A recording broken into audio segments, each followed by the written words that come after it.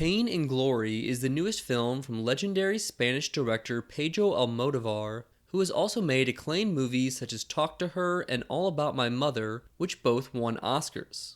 This is one of his most personal works, as it's somewhat metafictional and autobiographical, with the protagonist being an aging and ailing director. Almodóvar even described the character as an extension of himself. Autobiographical elements in film can often come off as gimmicky, but that's never the case here.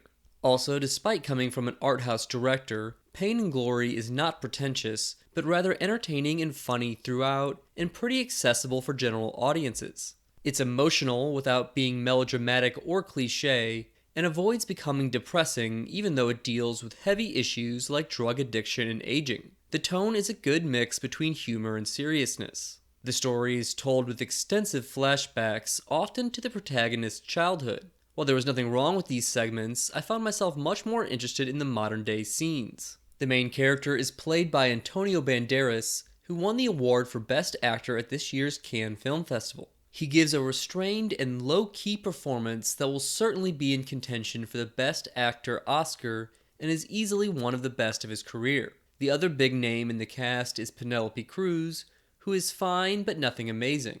The supporting characters are all interesting, and everyone acquits themselves well. The cinematography is great without calling attention to itself, with plenty of long takes and slow, subtle zooms. There's also a striking, colorful opening title sequence, as well as an inventive short animated portion. Pain and Glory is paced well and never drags. Pain and Glory is definitely one of my favorites from Almodóvar, and I think any fans of his would appreciate it. This is also one of my top films of the year so far, especially among those not from America. I give Pain and Glory an 8.5 out of 10. Almodóvar's film has gotten a fantastic reception from critics with a 97% approval rating on Rotten Tomatoes and an 88 out of 100 on Metacritic.